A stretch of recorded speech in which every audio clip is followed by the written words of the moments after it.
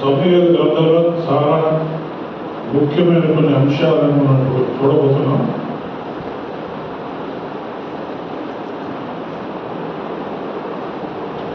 ఇశ్రాయేలు ప్రజలకు రాజు ఏలడానికి రాజు రాకముందు ఎవరు వారిని పరిపాలించారంటే దేవుడి ఉద్దేశం అక్కడ. దేవుడు ఏమంటున్నాడంటే, నాకు ఈ ప్రజలకు మధ్యన రాజు వద్దు, నేనే వారిని పరిపాలిస్తాను, నేనే వారిని నడిపిస్తాను. మా ఇద్దరి మధ్యన ప్రవక్త ఉంటాడు, ఆ ప్రవక్తతో నేను మాట్లాడతాను. నేను మాట్లాడిన మాటలు ప్రజలకు తెలియజేస్తాను. ఆ విధంగా నా పరిపాలన సాగుతుంది. అంటే దేవుడు ఉద్దేశించిన ఒక చక్కని పరిపాలన ఈ లోక పరిపాలన లాంటిది కాదు. దేవుడు ఎలాంటి పరిపాలన ఉద్దేశించాడంటే, ఒక రాజు ఉంటే ఆ రాజు మహాభవనాలు, వందల వేల మంది సైనికులు, తర్వాత గవర్నమెంట్ ఆఫీసులు, ఆయా ప్రాంతాల వారి ఆఫీసులు పెట్టుకుని వెళ్ళాలి, వేలాది మందిని ప్రభుత్వ ఉద్యోగులను పోషించాలి. ఇవన్నీ అక్కర్లేదు. తర్వాత ప్రజల దగ్గర నుంచి పన్నులు, ట్యాక్సులు తీసుకోవడం. ఇప్పుడు మనకి ఎలాగైతే ఇన్కమ్ ట్యాక్స్, జిఎస్టీ ఇలాంటివి తీసుకుంటారు కదా, చాలా అలా ట్యాక్సులు తీసుకోవడం. అసలు ట్యాక్సులు లేని పరిపాలన, ట్యాక్సులు లేని పరిపాలన, సైన్యం లేని పరిపాలన, ప్రభుత్వం లేని పరిపాలన, ప్రభుత్వ యంత్రాంగం లేని పరిపాలన, ఇవేమీ లేవు. దేవుడు మొట్టమొదట జడ్జెస్ అంటే న్యాయమూర్తులు వారిని పెట్టుకొని, అంటే వారే ప్రవక్తలు పెట్టుకొని మొత్తం రాజ్యాన్ని గడిపారు. ఎందుకంటే దేవుడు పరిపాలించే రాజ్యంలో రాజకీయాలు ఎక్కువ ఉండకూడదు, రాజకీయానికి ఎవరు బలవకూడదు. దైవ రాజకీయమే శాసనం. అలా అనుకొని గొప్పగా విద్యోగం వారికి దేవుడి కొంచెం ప్రవక్తగా ఉన్నాడు. తర్వాత సంసోలు ఉన్నాడు, దెబోరా, ఇలాంటి కొంతమంది ప్రవక్తలు, జడ్జెస్, న్యాయమూర్తులుగా ఉండి పరిపాలించారు. ఆఖరి న్యాయమూర్తి ప్రవక్త ఎవరంటే సమూయేలు. సమూయేలు వృద్ధుడైపోతున్నాడు. ఇంకా ఆయన మరణం దగ్గర పడిందని ప్రజలు గ్రహించి వాళ్ళు ఏం కోరుతున్నారంటే సమూయేలు దగ్గర నుంచి, అంటే ఇంతకాలం ఈ న్యాయమూర్తులు, ప్రవక్తలు పరిపాలించిన కాలంలో సాక్షాత్తు దేవుడే పరిపాలించాడు. వాళ్ళ ప్రజల మీద ఏ భారాలు వేయలేదు. ప్రజలతో ఆయన మాట్లాడేవాడు, ఏం చేయాలో చెప్పేవాడు, ఏం చేయకూడదో చెప్పేవాడు. ఇంత చక్కని పరిపాలన అంటే ప్రపంచంలో ఎక్కడ లేదు, ఈ మోడల్ ఎక్కడ లేదు. దేవుడే తన ప్రజలను పరిపాలించడం అనేది ఆ రోజుల్లో కూడా ఎక్కడ లేదు. ఒక్క ఇశ్రాయేలు ప్రజల విషయంలో దేవుడు ఆసక్తి కనబరిచాడు. ఆయనే పరిపాలించాలి. అన్ని రాజ్యాల రాజులు వద్దు, సైన్యం వద్దు, ప్రభుత్వ యంత్రాంగం వద్దు, పనివాళ్ళు వద్దు, సైనికులు వద్దు. ఒకవేళ యుద్ధం వస్తే ఆయనే ఒక 10 మంది సైనికులు వెళ్తారంతే.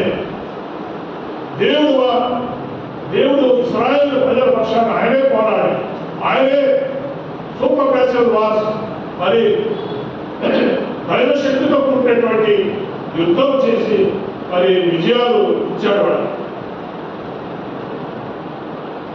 దేవదూతలు వచ్చి పోరాడేవాళ్ళు, లేకపోతే పైనుంచి వడగండ్ల వారు చూపించి మరి భూకంపాలు పంపించి శత్రు సైన్యాలు తెలియగొట్టేవాడు. సైనికులు చేసిన పని లేదు. వాడు గెలిచిన తర్వాత శత్రువును చంపి వాళ్ళ దగ్గర ఆ సొమ్ము తీసుకోవడమే. అంత సులువైన యుద్ధం, సులువైన రాజకీయ జీవితం, సులువైన ఆధ్యాత్మిక జీవితం ఆయన అన్నింటిలో దేవుడు ఉండేవాడు, ప్రతి దాంట్లో దేవుడు ఉండేవాడు. ఎక్కడ రాజ్యంలో దేవుడికి విరోధంగా తప్పు జరుగుతుంటే ప్రవక్తను పంపించి దాన్ని సరి చేసేవాడు. అయితే ఇలాంటి జీవితంలో ప్రజలు ఇష్టపడలేదు. ప్రజలంటే ఎవరు? దేవుడి ప్రజలు. దేవుడి ప్రజలు బాగా దేవుడి ప్రజలు దేవుడి పరిపాలన ఇష్టపడలేదు. వాడు ఏం కోరుకున్నారంటే మేము కూడా అన్యుల్లాగా ఉండాలి, మాకు కూడా ఒక అన్య రాజ్యంలాగా ఉండాలి, మాకు రాజులు ఉండాలి. ప్రతి దాంట్లో దేవుడు వచ్చి మా దగ్గర కలుగు చేసుకోకూడదు, ప్రతి దాంట్లో దేవుడు వచ్చి ఇది చేయదు అది చేయదు చెప్పకూడదు. ఆ దేవుడితో చాలా భయం. ఒకసారి కోపం వచ్చి కంటే మన అందరినీ మిగేస్తాడు. అది సాక్షాత్గా దేవుడు అసలు ప్రపంచ చరిత్రలో, ఈ భూ చరిత్రలో ఒక దేవుడు ప్రజలను పరిపాలించాలని కోరుకున్న సంఘటన అదొక్క సంఘటన మాత్రమే, ఎప్పుడూ లేదు. కానీ ప్రజలైతే మాకు దేవుని పరిపాలన వద్దన్నారు. ఎందుకంటే దేవుడే పరిపాలిస్తుంటే మా బ్రతుకులు మేము ఇష్టం వచ్చినట్టుగా బతకడానికి వీల్లేదు, మాకు ఇష్టం వచ్చిన పనులు చేయడానికి వీల్లేదు, మాకు ఇష్టం వచ్చిన పాపాలు కూడా చేయడానికి వీల్లేదు. వెంటనే ఒక పాపం తీసావా ప్రవక్త పంపించేస్తాడా? మాకు ఇష్టం వచ్చిన ఏమి చేయడానికి వీల్లేదు. బయట అన్ని జనులు లోకస్తులు మరి వారిలాగా మాకేమి లేదు. అందుకే మాకు కూడా మాకు దేవుడు కావాలి. మాకు దేవుడైతే అవుతాడు కానీ మాకు దేవుడు కావాలి. దేవుడితో పాటు మరి ఈ లోక సంబంధంగా మేము కూడా వాళ్ళలాగా ఉండాలి. మేము వేరే ఉండడం ఏంటి? అసలు దేవుడు కోరుకునేది మీరు వేరేగా ఉండాలి, అందరికీ భిన్నంగా ఉండాలి. ఇతర రాజ్యాలకు, ఇతర ప్రజలకు మీరు భిన్నంగా ఉండాలి, మీ జీవితం వేరుగా ఉండాలి. అసలు దేవుడు ఇశ్రాయేలు ప్రజల్ని ఎందుకు కోరుకున్నాడంటే ఈ ప్రపంచ రాజ్యాలన్నింటిలో ఇది ఒక భిన్నమైన రాజ్యం, ఒక దైవ రాజ్యం. దేవుడు పరిపాలిస్తే ఒక దేశం ఎలా ఉంటుంది అని ఒక మోడల్ చూపించాలనుకున్నాడు. దేవుడి పరిపాలన ఎలా ఉంటుంది అని పరిపాలిస్తే ఆ దేశం ఎలా ఉంటుంది మోడల్ చూపించాలనుకున్నాడు. అందుకని ఈ ప్రపంచ దేశాల్లో ఇశ్రాయేలు ఎన్నుకున్నాడు. ఇశ్రాయేలు ఒక మోడల్గా ఎన్నుకున్నాడు. ఈ మోడల్ చూపించి ప్రపంచమంతా ఇశ్రాయేలు ప్రజల ద్వారా ప్రపంచం అంతటి కూడా వారి ఆశీర్వాదం కలగాలని, దేవుని యొక్క శాసనాలు, దేవుని యొక్క వాక్యము వెల్లడవాలని. Out of Zion shall go forth the law of the Lord and the word of God from Jerusalem. యెరూషలేము సియోనులో నుంచి దేవుని యొక్క ధర్మశాస్త్రము, యెరూషలేము నుంచి దేవుని యొక్క వాక్యము మరి బయటకు వెళ్ళాలని కోరుకున్నాడు. దేవుడు చాలా పెద్ద ప్రణాళిక వేశాడు. చాలా పెద్ద ప్రణాళిక వేస్తే ఆ ప్రణాళికలో ఈ ఇశ్రాయేలు ప్రజలు అసలు దేవుడు ఎంత గొప్పవాడు, ఆయన మహిమ ఏంటి, ఆయన శక్తి సామర్థ్యాలు ఏంటి, అసలు ఊహలు కూడా అందరట మహాదేవుడు మానవులను ఆ మానవులలో ఒక ప్రజలకు కోరుకొని వారి ద్వారా దేవుని యొక్క కార్యాలు ప్రపంచానికి చూపించాలనుకుంటే ఈ మానవుడు ఈ తుచ్చమైన ఈ లోక ఆశల కోసం, లోక సంప్రదాయాల కోసం, లోక సంబంధమైనటువంటి జీవితం కోసం వారిలాగానే ఉండాలని కోరుకోవడం, దేవుడిలాగా ఉండాలని వాళ్ళు ఇప్పుడు కోరుకోలేదు. చాలా విచారంగా దేవుడు రాజ్య పరిపాలనలో మేము దేవుడిలాగా ఉంటాము అని కోరుకోలేదు. మేము అన్ని జనులాగా మేము ఉండాలి, వారి సాంప్రదాయాలు మేము అనుసరించాలి, వారిలాగా మాకు రాజు కావాలి. ఇంతకంటే దౌర్భాగ్యమైనటువంటి పరిస్థితి మనిషికి ఎప్పుడు రాదు. ఎందుకంటే దేవుణ్ణి తిరస్కరించిన రోజు దేవుడి పరిపాలన మాకు. నేను దేవుడు భక్తిగా ఉంటాను, శనివారం ఆలయానికి వస్తాను, శనివారం ఆలయానికి ఉంటాను. ఇశ్రాయేలు ప్రజలు శనివారం ఆలయానికి వస్తాను, వెంట వాక్యం పెట్టాను. కానీ మిగతా రోజులన్నింటిలో మాకు ఇష్టం మేము జీవిస్తాం, మాకు ఇష్టమైన రోజు అందరిలాగా మేము ఉంటాం. అందరికంటే భిన్నంగా ఉండి వాళ్ళు మమ్మల్ని హేళన చేస్తున్నారు, మీరేంటి దేవుడు పిచ్చోడు అంటున్నారు, ఇవన్నీ దేవుడు సహించలేదు. అంటే అసలు దేవుడే కొద్దిగానే నా తలంపులు మీ తలంపులు వంటివి కావు. ఈ తలంపులు ఎంతవరకు అంటే ఈ భూమి మీద ఈ కింద అధోగతి పాలైన పరిస్థితి.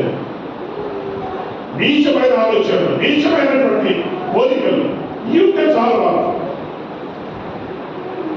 చచ్చిపోతే మోక్షం ప్రసాదించి అంతవరకు రాదు. ఈ భూమి మీద మా ఇష్టం, పరలోకంలో నీ ఇష్టం. ఎంత చక్కగా రెండుంటే విభజించారు చూడండి ప్రజలు. పరలోకం అయితే నీ ఇష్టం, భూలోకంలో మా ఇష్టం జరగదు. కానీ పరలోక ప్రాంతంలో ఏమంటాడు? నీ చిత్తములో పరలోకం వద్ద నెరవేరినట్లు భూమి మీద కూడా నెరవేరాలంట. కానీ అది వద్దంట. అందుకని ఇశ్రాయేలు ప్రజలు వారెవరు? దేవుని ప్రజలు. కానీ వారు దేవునికి పరిపాలన తిరస్కరించారు. అనేక సార్లు ఇశ్రాయేలు గురించి మనం చెప్పుకుంటున్నాం. కానీ మనము ఈ ప్రపంచంలో దేవుని ప్రజలుగా, క్రైస్తవులు దేవుని ప్రజలు అని పిలువబడతారా? మనము వారికంటే ఏమి భిన్నంగా ఉన్నాం? వారికంటే ఏమి భిన్నంగా ఉన్నాం? వారిలాగే లోకం ఎలా ఉందో అలాగే మేము ఉండాలి. లోక విషయాలు, లోక సంప్రదాయం, లోక లైఫ్ స్టైల్ ఆ జీవితాలు కొరకు దేవుని పరిపాలన, దేవుడు నా జీవితానికి రాజుగా ఉంది. దేవుడు నాకు రాజు అయితే రాజు చెప్పిన వరకు వినాలి. ఎంత ఘోరమైన పరిస్థితి కదా! రాజు చెప్పినవన్నీ వినడానికి ఇష్టపడకపోవడం. దేవుని బిడ్డలకే లాగుంటే ఇంకా బయట వాడికి ఎలా ఉంటుంది? దేవునికి జనాంగానికి ఎలా ఉంటే ఇంకా బయట జనాంగం వారు అలా ఉన్నారంటే మనం అర్థం చేసుకోవాలి. వాళ్ళు ఏం తప్పు లేదు. ఎందుకంటే దేవుడు మనలో పెట్టి ఒక మోడల్ చూపించాలనుకున్నాడు ప్రపంచానికి. ఆ మోడల్ ఒక మాదిరి చూపించాలనుకున్నాడు. ఆ మాదిరి చూపించడానికి ఇష్టపడట్లేదు దేవుడి యొక్క సంఘం. ఎందుకంటే దేవుడు కూడా వారిలాగా ఉండాలి, నేను కూడా వారిలాగా మాట్లాడాలి, వారిలాగే జోకులు వేయాలి, వారిలాగే జీవితం జీవించాలి. దేవుని ప్రభుత్వాన్ని నిరాకరించడం. ఇక్కడ అలా వచ్చి సమూహం దగ్గర ప్రజలు కోరుకుంటే అది అసలు ఆలోచనే ఇష్టపడలేదు. సమయం ఎందుకు వీళ్ళు ఎలా కోరుకుంటున్నారు? ఇష్టపడలేదు. నాకు దేవుడు ఉంటే చాలు, ఆ దేవుడు నాకు రాజు, ఆయన చెప్పిన నేను వింటాను, ఆయన మార్గంలో నడుస్తాను, ఇతరులకు బాధ్యతగా ఉంటాను అని అనుకున్న వారు ఎవరన్నా ఉన్నారా? ఇక్కడ చాలా బాధపడిపోయాడు. సమయం చాలా బాధపడిపోయాడు. మనలో వచ్చి చెప్పగా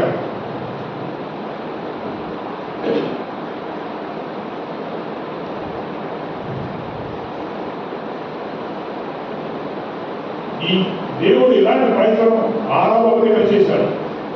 అక్కడ పోయి ఇక్కడ మళ్ళీ ఇశ్రాయేలు చాలా కాలం బాధపడి మళ్ళీ ఇశ్రాయేలు ఒక ప్రజలు తయారు చేద్దాం అనుకున్నాడు.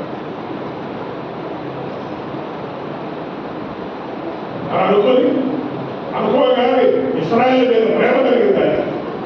ఇశ్రాయేలు మీద ప్రేమ కలగగా ఆయన వెంటనే ఒక ధర్మవరం పట్టు చేయడానికి ఇశ్రాయేల్ సీయోను కుమారి అయినటువంటి ఇశ్రాయేల్ కట్టాడు. ఈ పట్టు చీరలో ఎంత అర్థం కాదు. ఈరోజు నా మాట వింటావు కదా, నేను చెప్పినట్టు చేస్తావు కదా, నేను నీ అందరినీ హర్షిస్తాను, నువ్వు ఇలాగే ఉండాలి, నేను చెప్పినట్టు వింటే ఇంకా అందంగా ఉంటావు, నా మార్గంలో నడిస్తే ఇంకా అందంగా ఉంటావు అని చెప్పాడు. కానీ ఇశ్రాయేల్ 4 రోజులు చూశారు, అలా చెప్పేశారు, లేదు మాకు దేవుడు కావాలి, ఆయన పరిపాలన మాకు దేవుడుగా ఉండాలి, అక్కడే ఉన్నాయి. కానీ వాళ్ళ మనసులో చాలా చాలా బాధపడి దేవుడికి చెప్పాడు, ఇలా నీ ప్రజలు అంటున్నారు. అప్పుడు దేవుడు సమూయేలు రాశాడు, సమూయేలు ఎందుకు అందరూ బాధపడుతున్నావు? వాళ్ళు నిన్ను తిరస్కరించలేదు, నన్ను తిరస్కరించారు. నేను వారు రాజుగా ఉండడానికి వారు తిరస్కరించారు సమయంలో ఇవే బాధపడదు. వాళ్ళు కోరుకున్నట్టుగా వారికి ఇచ్చేసారు. సరే రాజు ఇస్తారు, రాజు పెడదాం అన్నాడు. దేవుడు పరిపాలన మాకొద్దు, దేవుడు రాజుగా మాకొద్దని తిరస్కరించిన రోజు ఆ యొక్క చీకటి రోజు దేవుడు ప్రజల జీవితం. వారు కోరుకోపోయి వారు పొందుకుంటారు, కానీ పొందుకున్న కూడా సంతోషం లేదు. వారు భయంకరమైన మరి పరిస్థితుల్లో వారు భవిష్యత్తులో ఎదుర్కొంటారు. సరే ఇలాంటి పరిస్థితుల్లో దేవుడు మొట్టమొదటి రాజులు ఎదుర్కొన్నాడు. మొట్టమొదటి రాజు ఎవరంటే 9వ అధ్యాయంలో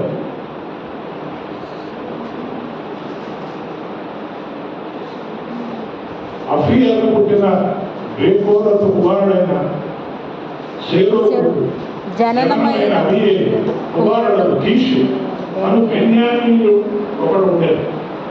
కీషు అనేటువంటి ఒక ఆయన ఉన్నాడు. ఆ కీషు యొక్క కుమారుడు ఎవరంటే, కీషు భాగ్యవంతుడు ఒక బెన్యామీనుడు. అతనికి సౌలు ఒక కుమారుడు ఉండేది. అతడు బహు సౌందర్యము గల యవనుడు. ఇశ్రాయేలులో అతన్ని పాటి సుందరుడు ఒక్కడు లేడు.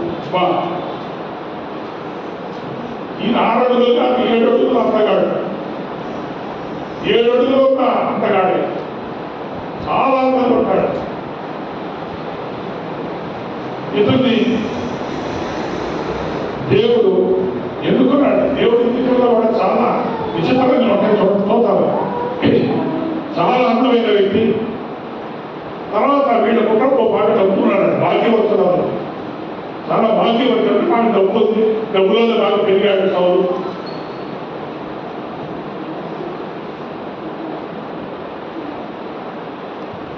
అతడు భుజములు మొదలుకొని పైకి ఇతరుల కంటే ఎత్తు గలవాడు, చాలా పొడవుగా ఉన్నాడు. ప్రజలందరికంటే పొడవుగా ఉన్నాడు. మొదటి రాజు చాలా పొడవుగా ఉన్నాడు. 2వ రాజు కొద్దిగా ఉండేవాడు. ఎవరా 2వ రాజు? రాజు మొదటి రాజే చాలా పొడవన్నాడు. ఆజాడు బాబు ఆయన నిల్చున్నాడంటే ప్రజలందరూ చూడగలరు ఎక్కడ ఉన్నా సరే. ఈయన అంతగాడు, ఆయన కూడా అంతగాడు. ఆయన కొద్దిగా కూడా అందంగా ఉన్నాడు, దీని పొడవుగా కూడా అందంగా ఉన్నాడు.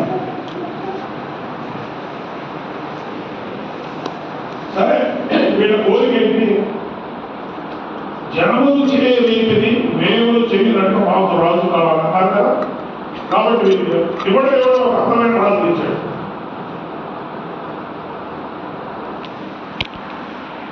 అయితే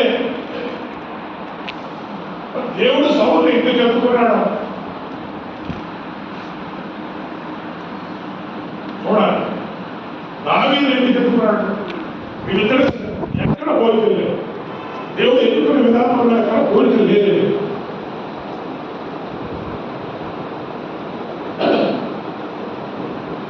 ఈయన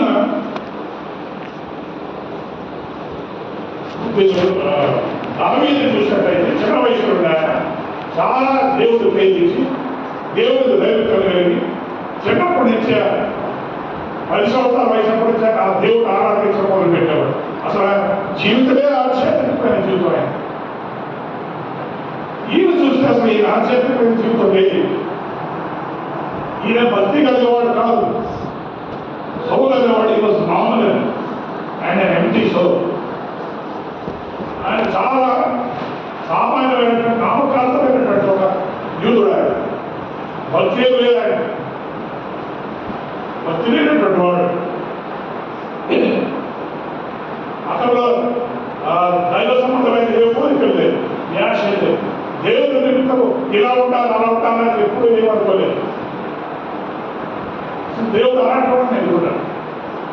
మొట్టమొదటి రాజులే అలాంటి ఒక వ్యక్తిని ఎదుగున్నాడు. మొట్టమొదటి ఆయన ఎదుర్కొని ఆయన ట్రైనింగ్ లేదు. ఆయన రాజడానికి ట్రైనింగ్ ఇచ్చాడా, కల్పించాడా? ఏ ట్రైనింగ్ లేదు. దావీదుని చూస్తే ఎంత ట్రైనింగ్ ఇచ్చేసారు. మొదటి రాజును చూస్తే ఏ ట్రైనింగ్ లేదు.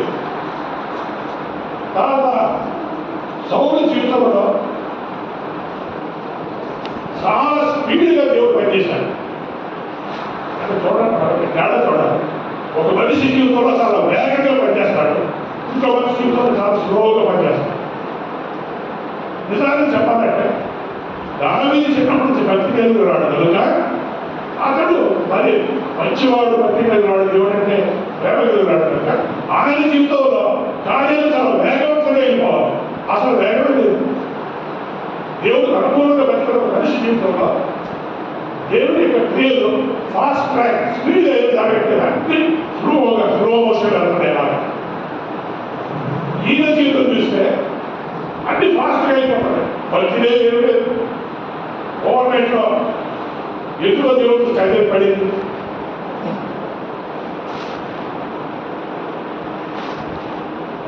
ఏదో దేవుడు కూడా ఆయన అందాన్ని చూసి ముద్దులైపోయాడు.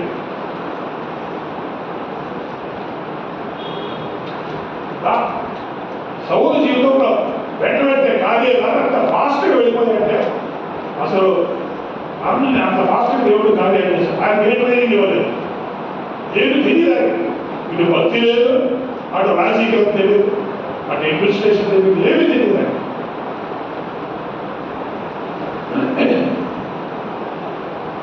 కానీ దేవుడు ఆశీర్వాదాలు చాలా ఫాస్ట్గా తన జీవితంలో వెళ్ళిపోయాయి.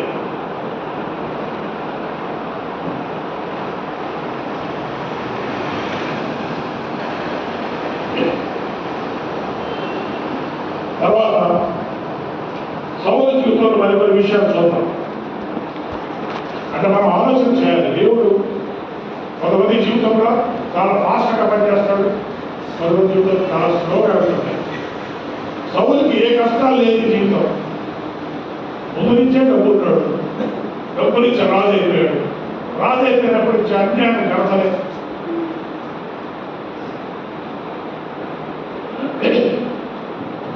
సౌలు గురించి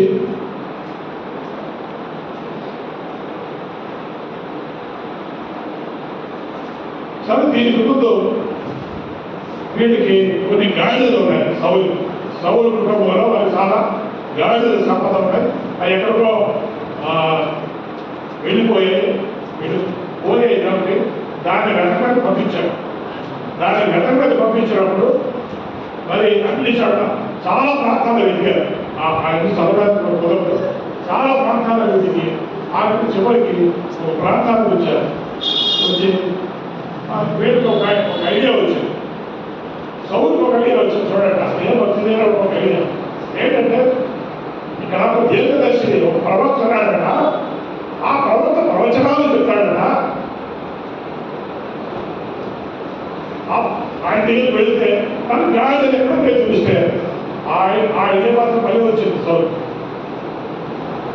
అంటే ఆదివారాలు శనివారాలు గుడికి వెళ్ళకపోయినా సరే ఎక్కడ ప్రవక్తనే పరిగెత్తే తక్కువ అనమాట. ఆయన వెళ్ళిపోయేదో చూసుకొని వచ్చేస్తాడు. ప్రవక్త మీద మనసుపడింది. తర్వాత ప్రవక్త దగ్గరికి ఆయన ఇంకోటి పెడతాడు. ఆ ప్రవక్త దేవుడి దైవజనుల దగ్గరికి వెళ్తానప్పుడు మనం ఖాళీ చిన్న వెళ్తామా, ఒక కారు తీసుకొని వెళ్ళాలి కదా. ఎవరు చెప్పారో పాపం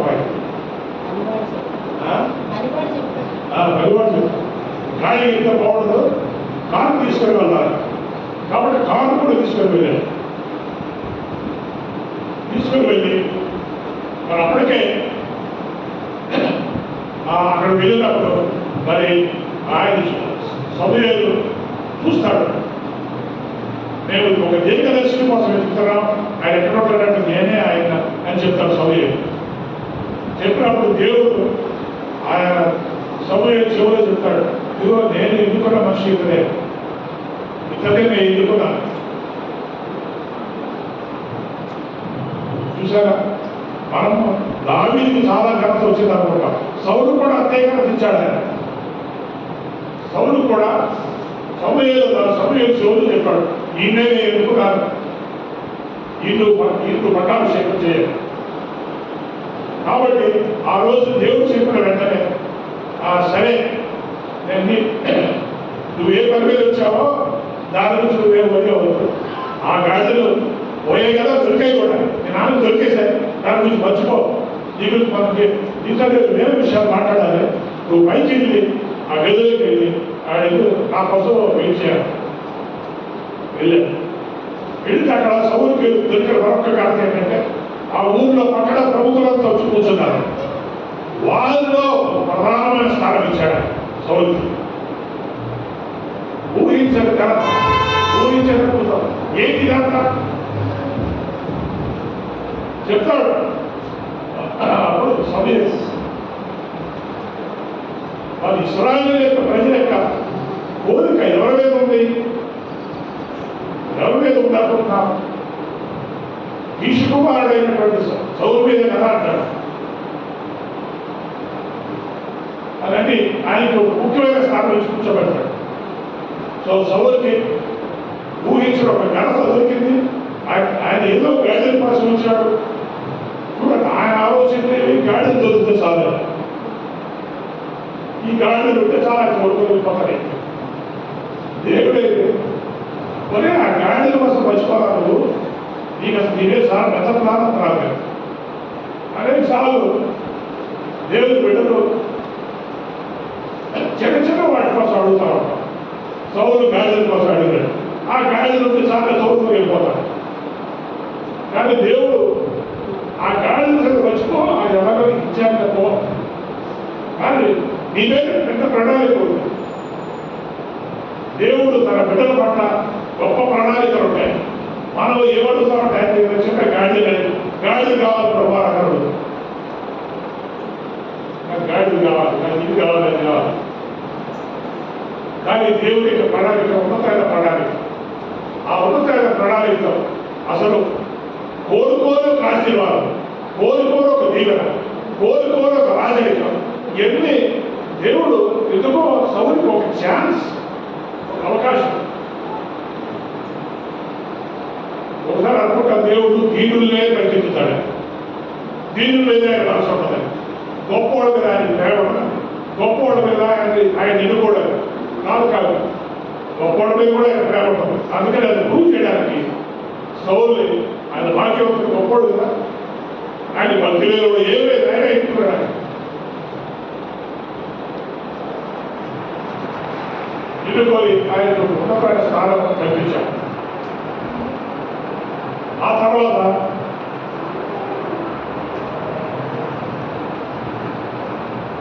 మరి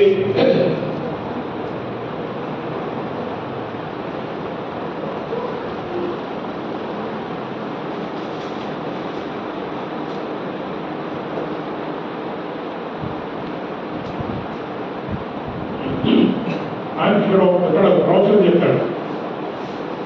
3 దినముల క్రితం తప్పిపోయినది గాఢతమముల గురించి విచారపడవద్దు, అవి దొరికినవి. అసలు ఈయన నా గాడిదలు పోయాను కూడా చెప్పలేదు. ఎవరు? సౌలు సమయాలు చెప్పలేదు. కానీ చూడండి, ఒక ప్రవక్త, దేవుడి ప్రవక్త ఎంత ఖచ్చితంగా ఆయన చెప్పాడు. గాడిదలు పోయాయి, ఇక దొరికాక దాని గురించి ఏమి బాధపడదు. సమూయేలు గురించి ఆయన గొప్ప ప్రవక్తగా వ్రాయలేదు. ఎందుకంటే ఆయన రోజు ఇంకొక మాట మాట్లాడితేట ఒక్కడు కూడా నేల మీద పడకుండా ప్రతి వాక్యం ఆయన గురించి ఆయన చెప్పింది నెరవేరేది. ప్రవక్తల యొక్క జీవితంలో అంటే ఈయన ఎలాంటి ప్రవక్తున్నాడంటే దేవుడు తనకి ఏమి చెప్పాడో అదే చెప్పేవాడు. దానికి ఒక మాట కూడా కలిపేవాడు కాదు, దానికి ఒక మాట కూడా కలిపేవాడు కాదు. ప్రవచనాలు మనం ఇతరులకు అందజేసినప్పుడు దేవుడు ఒకే మాట చెప్పాడు అనుకోండి, మనుషులు ఏమనిపిస్తుంది, ఇదేంటి ఒకే మాట చెప్పాడు దేవుడు, ఒక మాట చెప్పి పూర్తి చేస్తే ఏం బాగుంటుంది అని ఒక 2-3 మాటలు కలపకూడదు. దేవుడు చెప్పని మాట ఒకవేళ అలా కలపాలనుకుంటే దేవుడు వాక్యం చెప్పేశారు 2 మాటలు ఎక్స్ట్రా, అది నెరవేరిపోతుంది. కానీ దేవుడు ఎంత చిన్న ప్రవచనం చెప్తే ఆ చిన్న ప్రవచనే మనం ఇతరులకి చెప్పాల్సి ఉంటుంది. దానికి ఒక్కడు కూడా మనం కలపకుండా చెప్తే అంటే సమూయేలుకి ఎందుకంత మంచి పేరంటే ఆ ప్రవచనాలు చెప్పడంలో కూడా ఒక యథార్థత, దేవుడు చెప్పిందే చెప్పడం, చెప్పాలని చెప్పకపోవడం అనేది మన జీవితంలో. అందుకనే చాలా ఖచ్చితమైన ప్రవచనాలు మరి సౌలు విషయంలో ఆయన చెప్పాడు, చూపించాడు.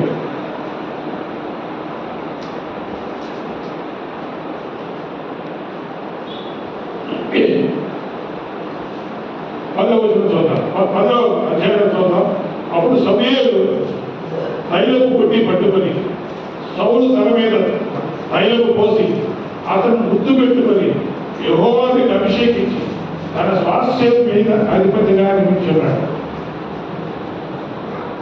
మన అనుకుంటాం దావీదుకే దేవుడు అలా టార్గెట్ ఇచ్చాడు, లేదు సౌలు కూడా ఎలా టార్గెట్ ఇచ్చాడు చూడండి. తన గురించి ఒక మంచి ప్రవచనం, నలుగురిలో ఒక ఘనత. ఇప్పుడు దళిత పుట్టితో ఆయన అభిషేకించాడు. అభిషేకించి ఆయన ఏం చేశాడు? దావీదునైతే ఆయన గుర్తు కూడా పెట్టుకోలేదు, కానీ సౌలు నుంచి గుర్తు పెట్టుకున్నాడు. దేవుడికి అంత ప్రేమ చూడండి. సౌలని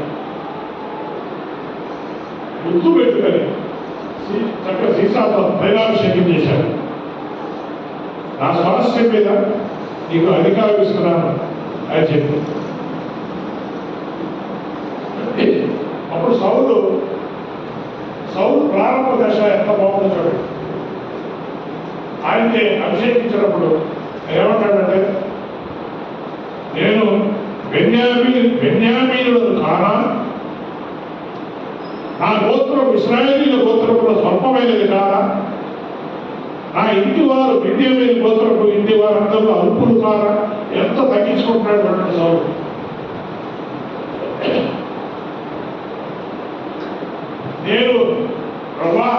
నేను చాలా అల్పుడది, అసలు బెన్యామీను గోత్రమే అన్ని గోత్రాల్లో చిన్నదంటే ఆ గోత్రంలో బట్టి నేను చాలా చిన్నది.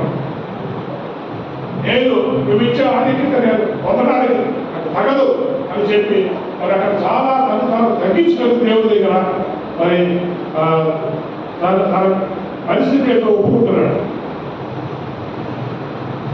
సో ఆయనకి ఏమి తెలియకపోయినా దేవుడు ద్వారా ఆయన తాకపడ్డాడు. తర్వాత దేవుడు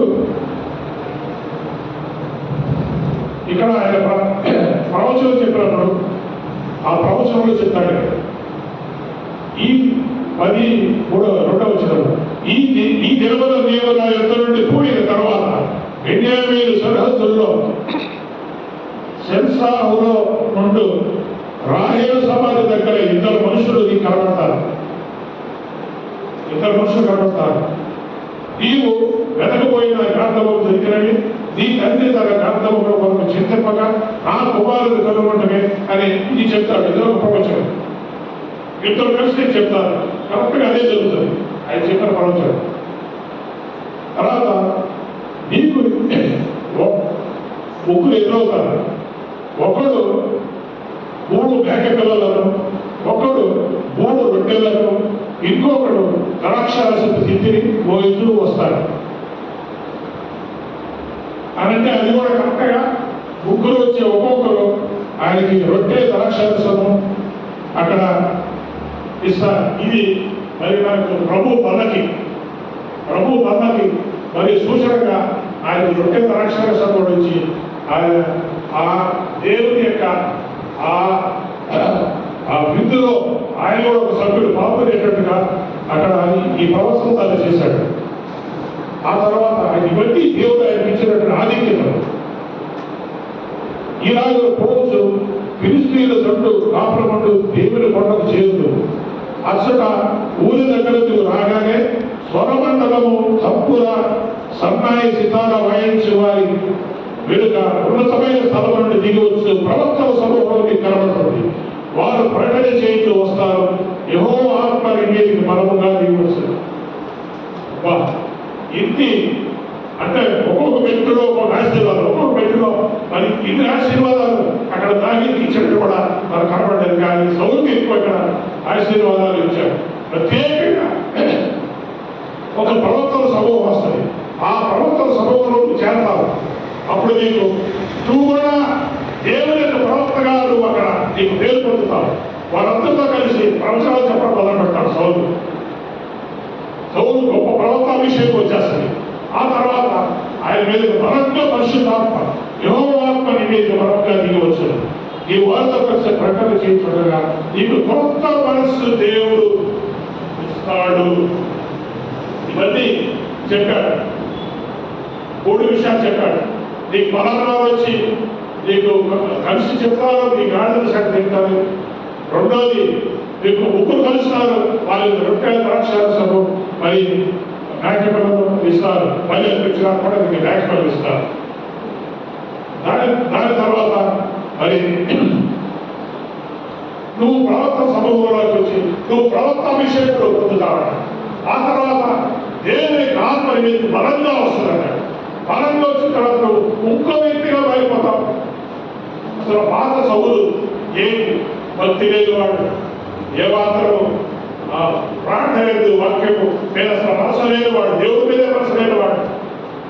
అలాంటి వాళ్ళని దేవుడు ఎన్నుకొని ఆయనకు ఒక అవకాశం ఇచ్చి, ఒక ఆశీర్వాదం ఇచ్చి, ఒక యోగ్యత ఇచ్చి, ఒక ఉన్నతమైనటువంటి మరి మర్యాద ఆయన ఇచ్చి, మరి ఇప్పుడు ఆయన ప్రవక్త అభిషేకం ఇచ్చి, ఆ తర్వాత దేవుని ఆత్మ బలంగా ఆయన మీదకి వచ్చి మరి ఆయన్ని అభిషేకించింది.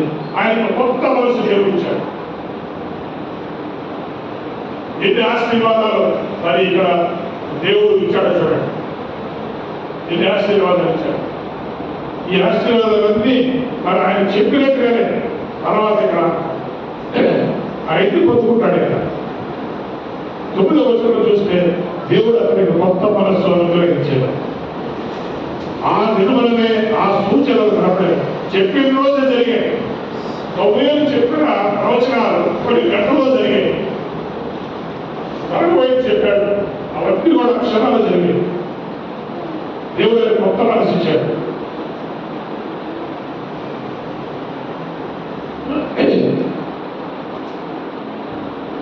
ఎప్పుడైతే దేవుడు అతను అభిషేకించాడో, అభిషేకించిన వారి మీద వెంటనే వ్యతిరేకత కూడా వస్తాడు. అభిషేకించిన వ్యక్తిని తృణీకరించి మాట్లాడడం, ఆయన ప్రవక్త, ఆయన సేవకుడా ఆయన మాట్లాడేవాడు. ఎంతమంది ఉంటారు. అప్పుడు ఆ టైంలో 12వ వచనంలో 10 చదువుతాం. వారు కొండ దగ్గరకు వచ్చినప్పుడు ప్రవక్తల సమూహంలో తనకి ఎదురుపడి దేవుని ఆత్మ బలముగా తన మీదకి వచ్చారు. అతడు వారి మధ్యన ఉండి ప్రవచనం చేయించుండారు. పూర్వము అతనిని ఎదిగిన వారందరూ, అంటే ఇదివరకు సౌలుని తెలిసిన వాడు, పనికివాడు, డబ్బు తన గర్వపడి అని అలా మాట్లాడేవాడు. ఇప్పుడు దేవుడు ఆయన దీవించి అభిషేకించి ప్రవక్త అభిషేకించి ఎన్నో ఘనతనిచ్చిన తర్వాత ఇప్పుడు ఆ పాత స్నేహితులు, పాత కొంతమంది ప్రజలు ఉంటారే, ఎప్పుడు ఏదో ఆడిపోసుకుంటా విమర్శిస్తాం. ఈయనే సేవకుడు, ఆయనే సేవకుడు, ఈ పెద్ద ఇదా, ఈ సంగతి దిగిదా అని అనుకునేవాళ్ళు ఇప్పుడు ఆయన అంటున్నారు.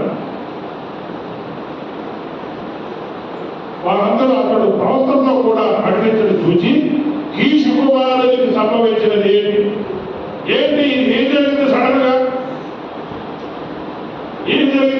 గా, ఆయన ఏదైతే పరిశుద్ధాత్మ వచ్చింది, ఆయన ఏంటి భాషతో మాట్లాడుతున్నాడు. సౌలు ప్రవక్తలో ఉన్నాడా, ఒక ప్రవచనాలు చెప్తున్నాడు ఆయన మళ్ళీ అని ఒకరితో ఒకరు చెప్పుకోలేగా ఆ స్థలమందు ఒకడు వారి తండ్రి ఎవరు అని అడిగారు. ఎంత గొప్పవాడు అవడానికి ఎవడు, ఆయన తండ్రి ఎవడో మనకు తెలియదా, ఆయన బ్యాక్గ్రౌండ్ వెనక చరిత్ర మనకు తెలియదా, ఆయన గొప్పవాడు అవడం ఏంటి. అభిషేకించబడిన తర్వాత వెంటనే ఆయన దేవుని సేవకుని వ్యతిరేకించేటువంటి అనేకులు ఉంటారు. ఇష్టం వచ్చినట్టు మాట్లాడేవాడు ఉంటారు, ఇష్టం వచ్చినట్టు అవమానకరంగా మాట్లాడేవాడు ఉంటారు. వాళ్ళ చరిత్ర మనకు తెలియదా. 10 ఏళ్ళ క్రితం వారేంటి, ఇప్పుడేంటి మరి అదే. మీరు తెలుసుకోవాల్సింది కూడా, ప్రజలు తెలుసుకోవాల్సింది కూడా అదే. 10 ఏళ్ళ క్రితం ఏంటో అది అనవసరం. దేవుడు పుట్టిన తర్వాత, దేవుడు అభిషేకించిన తర్వాత చరిత్ర మారిపోతుంది, అన్ని మారిపోతాయి, పరిస్థితులు మారిపోతాయి. నువ్వు కూడా పాత చెత్తకాయ పచ్చలాగా ఆ పాత విషయాన్ని వ్యక్తి మరి దేవుని యొక్క ఏర్పాటు చేయబడిన వ్యక్తులు కానీ సేవకులు కానీ దూషించడానికి ఇష్టం వచ్చినట్టుగా మాట్లాడడానికి బాధ్యతరహితంగా మాట్లాడడానికి వీలు. ఎందుకంటే దేవుడు ఒకరి జీవితంలో క్రియేట్ చేసినప్పుడు వాళ్ళు దేవుడు దృష్టిలో ప్రియులు అవుతారు, వాళ్ళ దేవుడి దృష్టిలో విలువ కలిగిన వారు అవుతారు, వాళ్ళు దేవుడి ఆత్మ కలిగిన వారు అవుతారు, దేవుడు అభిషేకం పొందిన వారు అవుతారు. వారిని ఇష్టం వచ్చినట్టుగా మాట్లాడితే వారి మీద తీర్పు కూడా వస్తుంది, వచ్చింది కూడా ఇక్కడ మరి చూడగలం.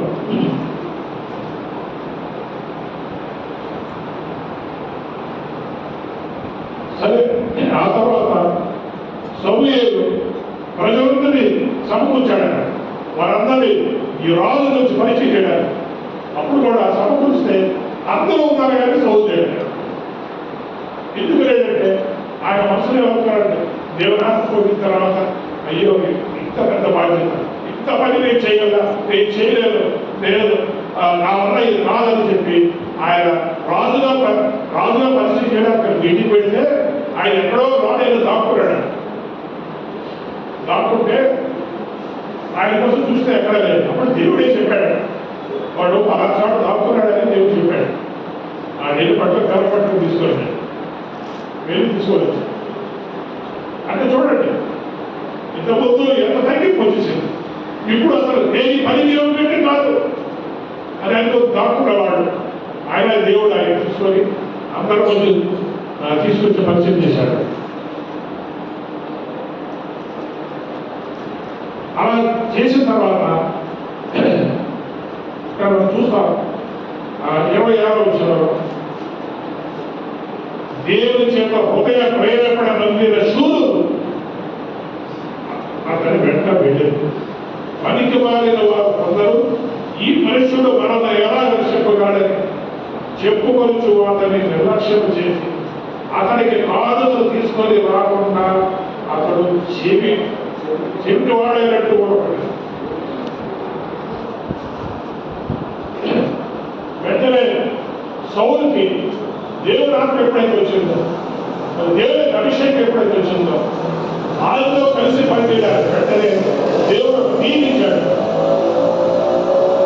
దేవుని యొక్క బలమైన శూరులైనవారు, ఆయనతో మనసు కలిసిపోయేవారు, ఆయన ఆత్మతో ఆత్మపై మనసులో మనసు కలిసిపోయేవారు.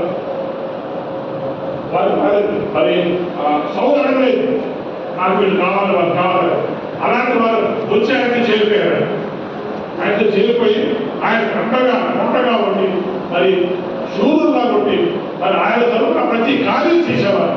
అంటే ఆ రాజుకి, దైవజనుడికి, ప్రవక్తకి ఒక సహకారంగా వాళ్ళు పుట్టి నేను దేవుని సేవకుతో ఉంటాను, దేవుని సేవకుడైన ప్రవక్తతో ఉంటాను, దేవుని ప్రవక్త అయిన రాజుతో ఉంటానని కొంతమంది ముందుకొచ్చి మరి వారి తప్పు సామాలు అర్పించుకొని ప్రతిష్ఠించుకున్నారు. అటువంటి మరి వారే వచ్చారు. ఎవరు స్వరం నుంచి దేవుడు చెప్పలేదు, సౌలు పిలవలేదు. కొంతమంది సమర్పించుకొని ఈ దైవజనుడి కోసం మేము ఉంటాము, మేము పనిచేస్తామని. మరి అలాగే దైవజనుడి కోసం, దేవుని మరి సేవకుల కోసం నిలబడి మేము మీ పక్షాన్ని ఉంటాము, మీతో కలిసి పరిచయం చేస్తాము, మీరు చెప్పినవన్నీ మేము పాటిస్తాము, మీరు ఇచ్చిన బాధ్యతలు మేము నెరవేరుస్తాము అని అనేవారు కూడా దేవుడు దైవజనుడికి వారు ఇస్తాడు. సరైన వ్యక్తులు దేవుడు వారికి ఖచ్చితంగా ఇస్తాడు. ఆ తర్వాత మరి 11వ వచనంలో మనం అవన్నీ వివరంలో పెట్టడానికి వీల్లేదు, కానీ మరి 11వ వచనంలో ఆయన హేళన చేసేవారు, తక్కువగా మాట్లాడేవారు, వీడామని రక్షిస్తాడు, వీడామని రాజు అన్నవాడు కదా. దేవుని ఆత్మాత్మ మీద బలంగా వచ్చి ఆ ఉత్తమమైన దేవుని ఆత్మాత్మ మీద సౌలు మీద బలముగా వచ్చాడు. అతడు అత్యాగ్రహుడై ఒక కాడి ఎండలు తీసి త్వరగా చేసి ఇశ్రాయేలు దేశంలో నలుదిక్కులకు దోషం చేసేవాడిని పంపి సౌలుతోడు సమూయేలుతోడు చేరకుండా ఉన్నవాడు ఎవడో వారి ఎండలు దేవుడు ఈ ప్రకారంగా చేయడానికి వర్తమానం చేశారు. అందువల్ల యెహోవాపై జనుల మీదకి వచ్చారు. ఎవరైతే అలా మాట్లాడారో ఆయన గురించి తక్కువగా మాట్లాడారు, అవమానకరంగా మాట్లాడారు, ఇదిగో దేవుడే తన ఆత్మ తన మీద వచ్చి పలికేలా చేశాడు.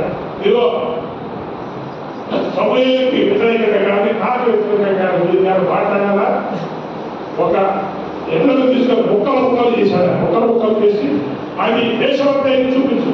ఎవరైతే దేవుడి సేవకులకి దేవుడు రాజుకి వ్యతిరేకంగా మాట్లాడతారు వాళ్ళు ముక్కలు స్వర్గం అయిపోతారని చెప్పు అని చెప్పడం ప్రజలందరూ భయం వచ్చేస్తున్నారు. భయం వచ్చేసి మరి అలాగా వారు పశ్చాత్తాపడ్డారు. తర్వాత 14వ వచనంలో మరి ఆఖరికి పట్టాభిషేకం జరుగుతుంది. సౌలుకి 14వ వచనంలో పట్టాభిషేకం జరుగుతుంది.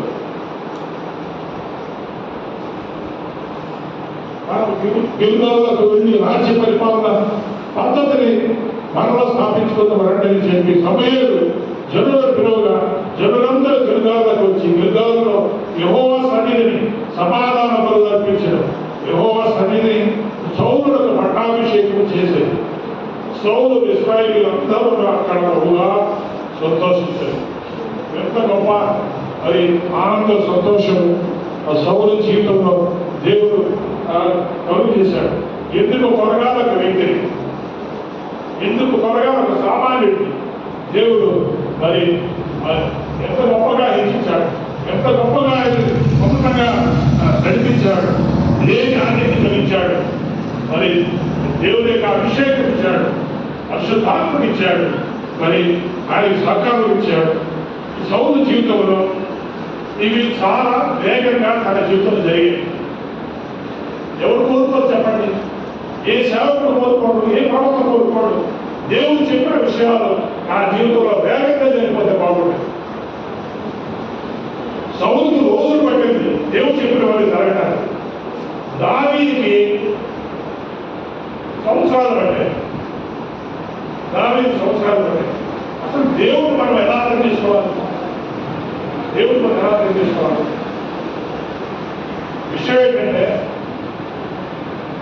దేవుడు ఒక వ్యక్తికి చాలా ఫాస్ట్గా ఇవ్వచ్చు, ఇస్తాడు, అవకాశాలు ఇస్తాడు. దాన్ని నిలబెట్టుకోకపోతే ఎలా వచ్చిందో రాకపోతుంది ఆశీర్వాదం. అది ఇప్పుడు సౌలు జీవితంలో చాలా మంచి జరిగింది, గొప్ప విషయాలు నేను చెప్తున్నాను. కానీ సౌలు జీవితంలో ఇప్పుడు సౌలును చూసిన వారు ఇటు దావీదును పెట్టి చూస్తే ప్రజలు మధ్యలో ఉండి ఎలాంటి తీర్పులు ఇస్తారో తెలుసా?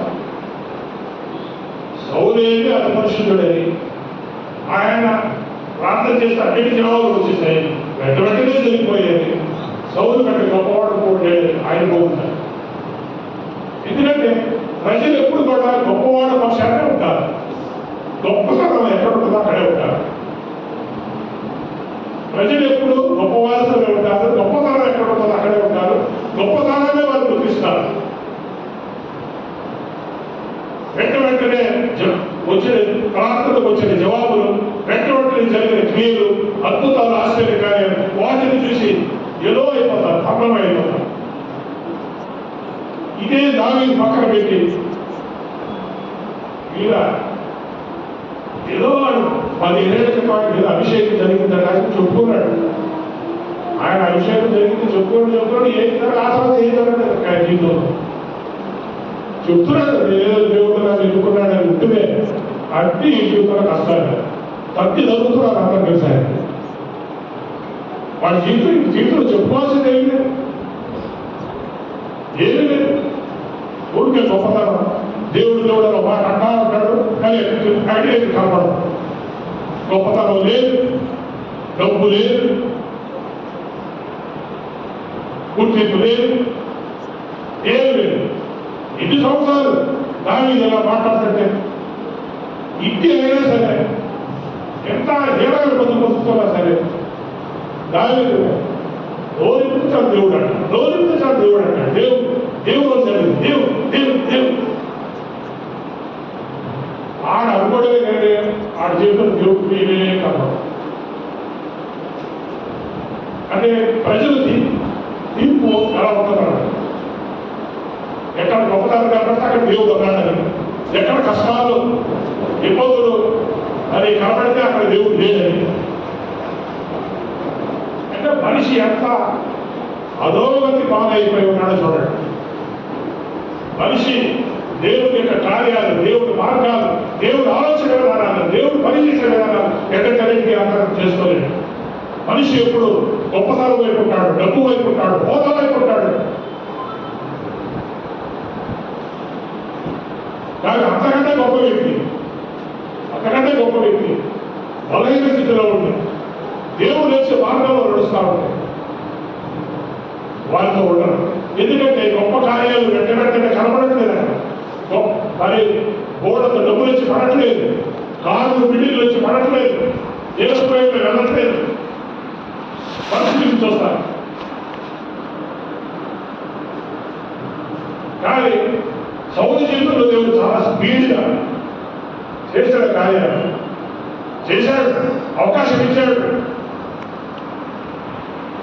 ఇచ్చినా సరే సౌలు దాన్ని తర్వాత కాలంలో జరగబెట్టుకుంది. ఎంత ఫాస్ట్గా వచ్చాయో అంత ఫాస్ట్గా పోయింది. కేవలం అజాగ్రత్త వల్ల దేవుడికి అవకాశం ఇచ్చాడు. సౌలు చూసిన తర్వాత దేవుడు కొంత జాగ్రత్త పడ్డాడు అని చెప్పాలి. నిజంగా జాగ్రత్త పడ్డాడని చెప్పాలి. అయ్యో బండి దావిది కూడా నేను అదే పని చేస్తే ఆయన ఏమైపోతాడో అని అనుకున్నాడో ఏమో తెలియదు. అందుకే దావీదు మాత్రం కష్టమైన మార్గంలో నడిపించాడు. కష్టమైన మార్గం, అభిషేకం ఎక్కువైపోయింది, కష్టాలు ఎక్కువైపోయింది. అభిషేకం ఎక్కువైపోయింది, కష్టాలు ఎక్కువైపోయింది. ఎప్పుడు దేవుడు కార్యం చేస్తాడు? రేపా? ఆ రేపు వచ్చేసింది. ఆ రేపు అయిపోయింది. మరణాలు చేస్తాడా? ఆ మరణాలు రమణ అయిపోయింది. కానీ ఏ కార్యాలు కనబడదు. అలాగే సౌలు జీవితంలో రోజులు జరిగాయి. కానీ ఆ దావీదు జీవితంలో ఒక 15 సంవత్సరాలు నానా పాటుపడాల్సి వచ్చింది. కానీ కష్టాల ఏదైనా మనకి వింటున్నారా, నిద్రపోతున్నారా? ఏదైనా మనకి కష్టం చురువుగా వచ్చింది, చురువుగా పోవాలి. కష్టపడి సంపాదించింది దాని విలువ తెలుస్తుంది. అది ఎప్పుడు పోతుంది. అది మన నుంచి ఎప్పుడు తీసేయలేదు, ఎప్పుడు తీసేయలేదు. కాబట్టి దావీదు కష్టాలు పడి మార్గంలో రకరకాలు ఎంతలో అవమానాలు భయంకరంగా ఎలాగలాగా ఆ కష్టకాలంలో ఎవరో విలువ లేదు. మళ్ళీ రాజయ్యాడు, గొలియాతుడు చెప్పాడు, మళ్ళీ జనం ఆయన కావచ్చు. ఎక్కడి నుంచి వస్తారు ఈ జనం? నాకు అర్థం లేదు. ఈ జనం ఎక్కడుంటారో, ఎక్కడ దాకుంటారో సడన్గా వస్తారు. గొప్పతనం ఎక్కడుంటే పరిగెట్టుకొని వస్తారు. గొప్పతనం ఎక్కడ గొప్ప ఎక్కడుంటే అక్కడ పరిగెట్టుకొని వస్తారు. అధికారం ఎక్కడుంటే అక్కడ పరిగెట్టుకొని వస్తారు. అదే ఈ 10 భాగాల జనాన్ని దేవుడు ఉన్న ఏ రీతి పట్టించుకోకూడదు.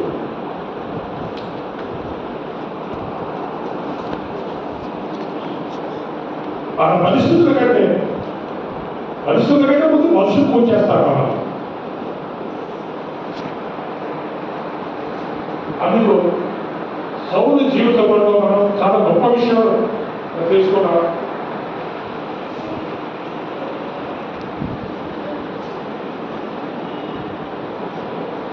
దేవుడు అందుకనే కొంతమంది జీవితంలో వెంటనే ఇచ్చి చూస్తాడు, వాడు పాడైపోవడం కూడా చూస్తాడు, వాడు పతమైపోవడం కూడా. చాలా మంది సేవకులు ఓవర్ నైట్ అలా ఫేమస్ అయిపోయి పేరు ప్రకటనలు వచ్చేసి మళ్ళీ కొంతకాలం తర్వాత అది వారి ఒక కెమెరాలో వచ్చి పడిపోయినట్టుగా ఉంటుంది. అంటే దేవుడు అన్ని రకాలుగా అవకాశాలు ఇస్తాడు, అన్ని రకాలుగా అవకాశం ఇస్తాడు. దేవుడు ఎవరికి ఇచ్చారో పిలుపు వాడాలి, ఎప్పుడు వాడాలి అంటే అది వెనక్కి తీసుకునే పరిస్థితులు. జాగ్రత్తగా ఉంటే దావీదులాగా కష్టాలైన పర్లేదు, నష్టాలైన పర్లేదు, నేను స్థిరంగా ఉంటాను అనుకుంటే దేవుడు స్థిరమైన కార్యాలు చేస్తాడు, బలమైన కార్యాలు చేస్తాడు, శాశ్వతంగా ఉండే కార్యాలు చేస్తాడు.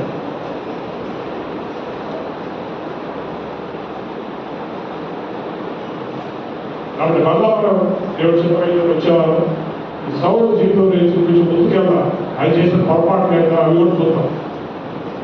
ఇప్పటికీ దేవుడు ఈ వాక్యాన్ని మనం వినిపించింది.